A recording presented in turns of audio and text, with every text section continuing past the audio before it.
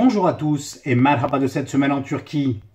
Joe Biden en avait fait une promesse de campagne, un outil permettant de mettre la question des droits humains dans les priorités de la politique étrangère des États-Unis. Cet outil, c'est le sommet pour la démocratie où seront invités une grosse centaine de pays. Sans surprise, la Turquie n'en fera pas partie. Le président américain Joe Biden s'apprête à organiser le sommet de la démocratie, l'une de ses promesses de campagne. La Turquie ne figure pas sur la liste des invités. Ça sera le premier sommet du genre auquel plus de 100 pays seront conviés pour discuter de l'autoritarisme, de la corruption et du respect des droits humains. S'adressant à Reuters, des responsables du gouvernement américain ont déclaré que l'événement qui se tiendra en décembre ne sera que le début d'un long débat sur la démocratie et que les pays participants devront mettre en œuvre les réformes qu'ils ont promises afin d'assister au prochain sommet qui devrait avoir lieu l'année prochaine. Dans la liste indicative des participants publiée par le site d'information Politico et confirmée par une source proche du sujet, il y aura des pays avec une démocratie établie comme la France et la Suède, mais également des pays dont la démocratie est en danger, comme les Philippines de Duterte et la Pologne. Dans le Proche-Orient, l'Irak et Israël sont invités. Rushan Çakır revient sur le sens de cette absence. Et donc, nous, dans cette liste, nous n'y sommes pas. C'est triste, mais c'est comme ça. Alors, qui d'autre est absent ? Il n'y a pas la Chine, il n'y a pas la Russie, il n'y a pas l'Iran, pas l'Afghanistan, il n'y a pas la Syrie, il n'y a pas l'Égypte, il n'y a pas le Venezuela, il n'y a pas le Nicaragua, il n'y a pas la Tunisie, pas le Maroc, pas l'Algérie et pas la Turquie. De l'Europe, le pays recalé qui retient l'attention est la Hongrie, mais il y a aussi la Pologne, dont les observateurs disent qu'elle ressemble de plus en plus à la Hongrie, qui est invitée. Parmi les invités, il y a le Pakistan et l'Inde. Ah oui, il y a aussi l'Irak. Israël est bien sûr présente, comme Chypre, l'Arménie, la Géorgie, mais il n'y a pas la Turquie. Pourtant, Erdogan vient de rencontrer Biden, et les organes de communication pro-gouvernement ont expliqué en long et en large la manière dont Biden avait enfin compris la formidable puissance du pouvoir. À vrai dire, je ne sais pas s'il considère la Turquie comme un pays puissant, mais il est évident qu'il ne considère pas la Turquie comme une démocratie.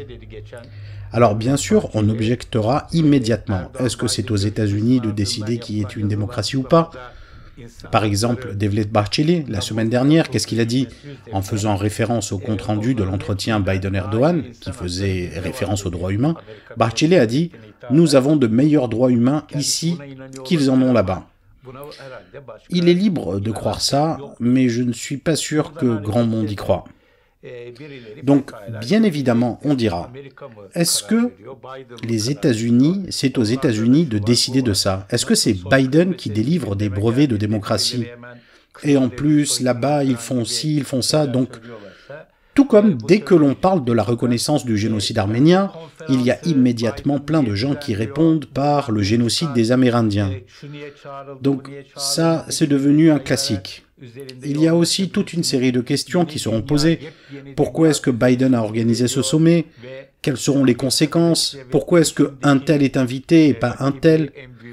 Vous pourrez élaborer des théories sur un nouvel ordre mondial où finalement les États-Unis ne sont pas aussi forts que ça et qu'il faudrait s'approcher de son ennemi, la Chine.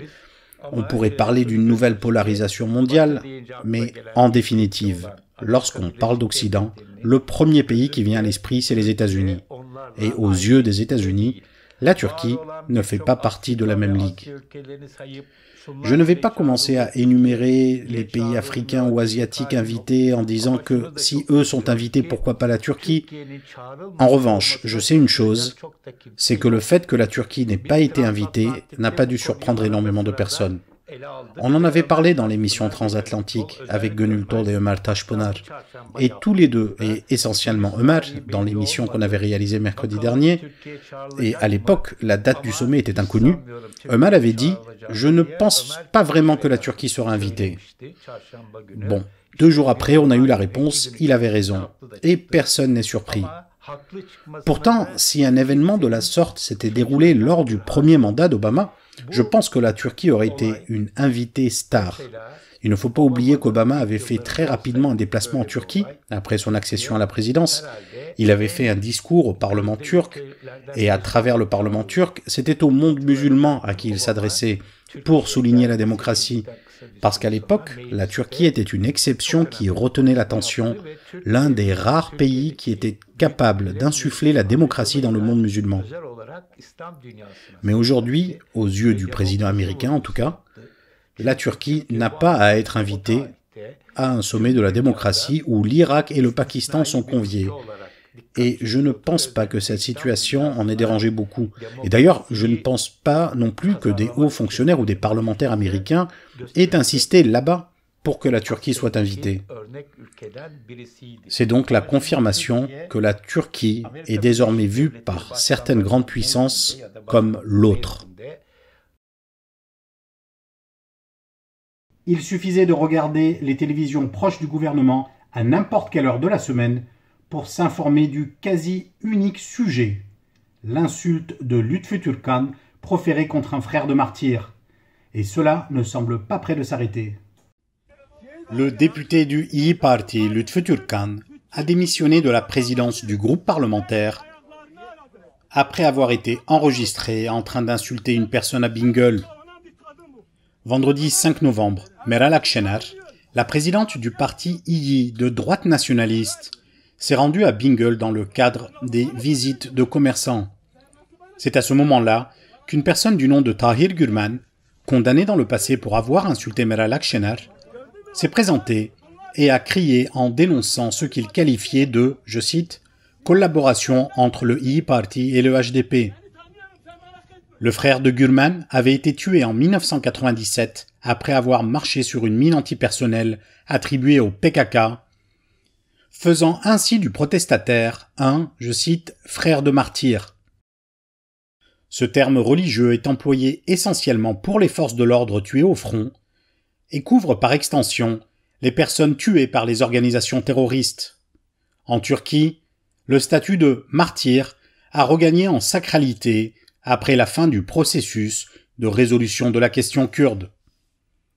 C'est alors que Lütfü Türkkan, qui accompagnait Meral Akşener, s'est approché de Gürman pour le calmer, puis pour l'insulter à voix basse. Cette injure, immédiatement captée par les caméras, a été publiée sur les réseaux sociaux. Le député d'un parti nationaliste d'opposition qui insulte un frère de martyr, une occasion trop belle pour être ignorée par les médias pro-gouvernementaux. Les condamnations se sont immédiatement multipliées à tous les échelons de l'AKP, jusqu'à son chef, Recep Tayyip Erdoğan. Certains gouverneurs ont également publié des appels à condamner le comportement de Türkkan.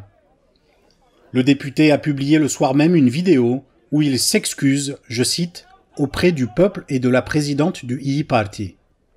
Il a aussi démissionné de son poste de président du groupe parlementaire à la demande de Meral Akşener.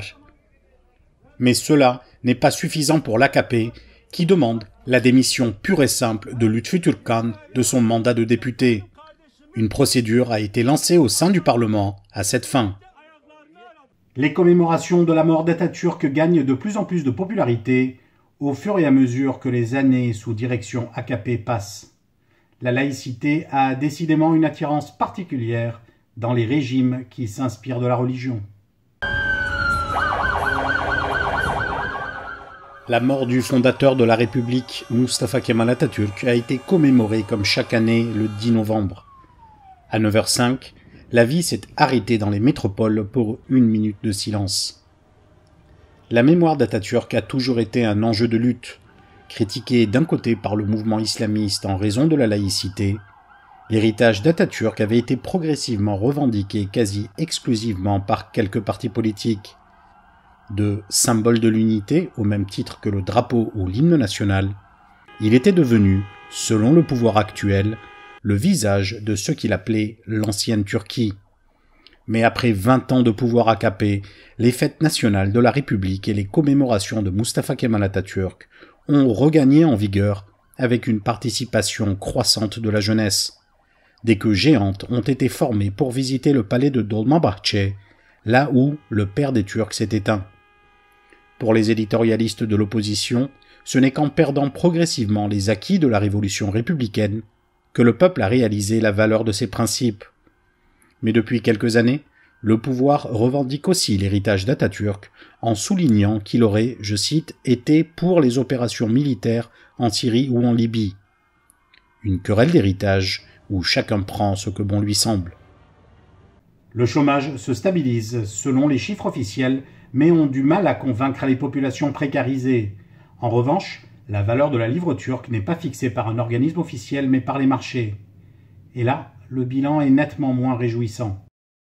L'Institut statistique de Turquie a fixé le taux de chômage officiel, corrigé des variations saisonnières, à 11,5%. Le nombre de chômeurs âgés de 15 ans et plus a diminué de 70 000 en septembre 2021 par rapport au mois précédent, pour atteindre 3 794 000 personnes. De plus, le taux de chômage a diminué de 0,3 points et s'est établi ainsi à 11,5%. À l'inverse, le taux d'emploi corrigé des variations saisonnières était de 45,8%. Le taux d'activité corrigé des variations saisonnières était de 51,7%. En septembre 2021, la population active a augmenté de 356 000 personnes par rapport au mois précédent pour atteindre 33 048 000 personnes et le taux d'activité a augmenté de 0,5 points à 51,7%. Le taux de chômage des 15-24 ans a diminué de 0,9 points par rapport au mois précédent à 21,5%, tandis que le taux d'emploi a augmenté de 0,3 points à 32,7%. Pendant ce temps, la livre plonge encore plus bas par rapport au dollar cette semaine. $1 s'échange désormais aux alentours de 10 livres turques. Après la décision de la Banque centrale de réduire les taux d'intérêt de 4 points de base le mois dernier, la livre a de nouveau chuté. La monnaie nationale a perdu 25% de sa valeur cette année seulement. Et en raison de l'incertitude du marché et des inquiétudes concernant le manque d'indépendance de la Banque centrale, cette chute pourrait continuer. Selahattin Demirtas aimait à se présenter comme l'époux de Başak Demirtas, en plagiant un peu Kennedy. Mais depuis l'incarcération de Selahattin, son épouse est devenue son porte-voix et attire aussi les foudres du pouvoir. Dernier exemple en date, sa condamnation à 2,5 années de prison. Le procès intenté contre Başak Demirtas le 3 mars 2018 sur l'allégation selon laquelle elle aurait fourni un faux rapport médical s'est terminé. Dans l'affaire entendue devant la 6e haute cour pénale de Diyarbakır, Başak Demirtas et le médecin qui a rédigé le rapport ont été condamnés à 2 ans et 6 mois de prison. D'après les avocats de Başak Demirtas, ce n'est ni plus ni moins qu'une erreur de transcription de la date du rapport médical. Dans la déclaration qu'ils ont faite, les avocats expliquent que l'épouse de l'ex-coprésident du HDP détenu depuis plus de 5 ans avait dû être suivie médicalement en raison d'une fausse couche. Pour les avocats, il suffit d'examiner le registre de la polyclinique pour constater la véracité des faits. Mais le tribunal a rendu son jugement sans l'avoir fait. Le rapporteur de la Commission pour l'adhésion de la Turquie à l'Union européenne, Nacho Sanchez Amor, a réagi sur Twitter. Il a dit « La condamnation de Başak Demirtas, épouse de Selahattin Demirtas, à 2,5 années de prison pour une simple erreur d'écriture concernant un dossier médical est épouvantable et semble aller au-delà du bon sens. Ça a l'air tellement politique et ça donne la mesure de l'état préoccupant de la justice turque. » C'est tout pour cette semaine. Merci de nous avoir suivis et n'hésitez pas à nous faire savoir vos critiques, suggestions et peut-être même encouragements. Türkiye'nin sivil, bağımsız, özgür ve çoğulcu bir medya ortamına ihtiyacı var. Medyascope 20 Ağustos 2015'te bu ihtiyacı karşılamak üzere yola çıktı. Ama yolumuz uzun. Bu yolculukta bize Patreon veya YouTube'un katıl butonu üzerinden katkıda bulunabilirsiniz. Destek verin, sizinle güçlenelim.